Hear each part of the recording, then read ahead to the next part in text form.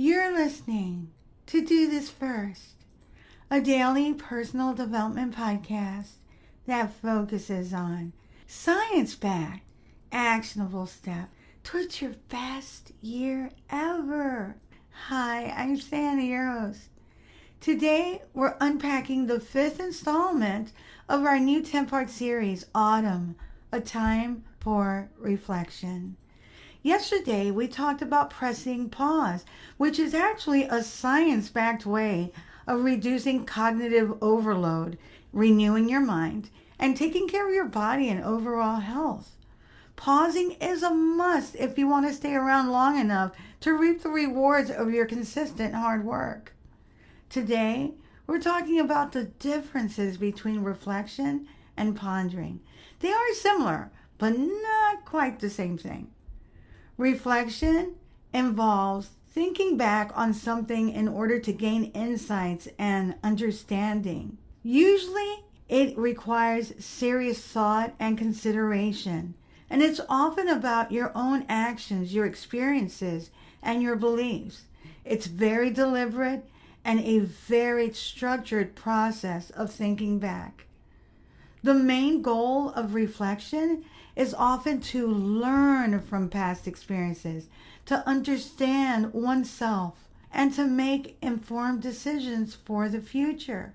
It is commonly used in educational and professional contexts. Reflection typically follows a model or framework. For example, in educational settings, there's the Gibbs reflective cycle. It's a commonly used framework that involves stages such as description, feelings, evaluation, analysis, conclusion, and an action plan. The outcome of reflection is often a greater understanding of a particular experience, and you derive a deeper meaning from it. It can lead personal growth, improved practices, and better decision making. On the other hand, pondering is to think about something carefully and for a long time, often involving consideration of various aspects and possibilities. Pondering is more about exploring an idea or problem intensively to arrive at an understanding or a solution. It can involve weighing multiple factors and potential outcomes. Pondering doesn't usually follow a structured framework as reflection does. It's often a spontaneous and natural process where one turns an idea over in their mind repeatedly and considers different angles and implications. The outcome of pondering is typically a resolution to a question or a deeper comprehension of an issue. It can also result in new insights or decisions, but it's less formalized compared to reflection. These are some of the similarities and some of the things that make pondering and reflection dissimilar. First, they both involve deep thinking and consideration. Secondly, both processes aim to achieve greater understanding and insight. Thirdly, both can be used to improve future actions and decisions. So there's a lot of overlap there. The differences are often the structure. Pondering is more free-form and spontaneous. Reflection, not always, but often involves looking back on specific personal experiences and analyzing them. Pondering may involve thinking ahead or contemplating various possibilities and scenarios. Reflection is frequently used in educational, professional, and personal development contexts, as we shared before. While reflection and pondering both involve deep thinking, reflection is more structured and directed towards learning from past experiences, whereas pondering is a more open-ended and exploratory thought process. A lot of people ponder when they're trying to make big decisions. Here are the best ways to use pondering. Number 1, in decision making. Pondering is crucial when faced with significant decisions.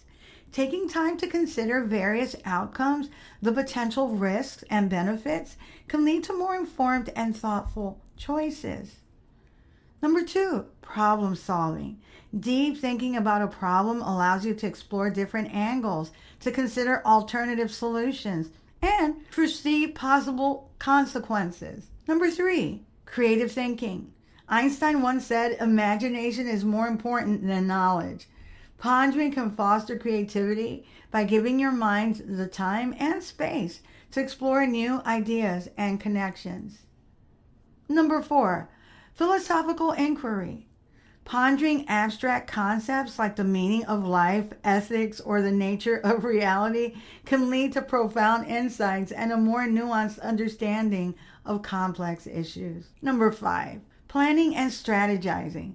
Whether it's personal goals or professional projects, pondering allows you to build a comprehensive and effective strategy by considering long-term implications. Here are a couple ways you can expertly leverage reflection.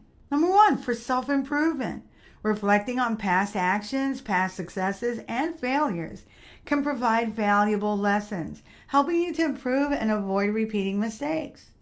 Emotional health. Reflecting on your feelings and experiences can lead to better emotional regulation and mental well-being. It allows you to understand and process your emotions. Number 3, learning and education. Reflecting on what you've learned helps reinforce knowledge, making it easier to apply in future situations. It's a critical component of experiential learning cycles. Number 4, personal growth. Reflecting on your personal development, your relationships, and your life's progress helps to ensure alignment with your values and goals. And of course, professional and personal development. Reflecting on work experiences, feedback, and career can enhance professional skills and reinforce positive behaviors. Pondering and reflection can also be used together as they complement each other. Here's some ways to integrate both. Structured time sessions. Allocate specific times for pondering, for deep thought and reflection, for review. So pondering, deep thought, and reflection is more of a review process. For instance, ponder over strategic decisions in the morning and reflect on the outcomes of past actions in the evening. Number 2, feedback loop and learning. Engage in learning activities, pondering new concepts, and follow them up with reflection sessions to evaluate understanding and application. Number 3, creative projects. When working on creative projects, spend time pondering over concepts and possibilities, and then reflect on the creative process and outcomes to refine and improve your work. When you ponder, consider where you want your career or your life to go in the next 5 years, 10 years, 3 years, 1 year.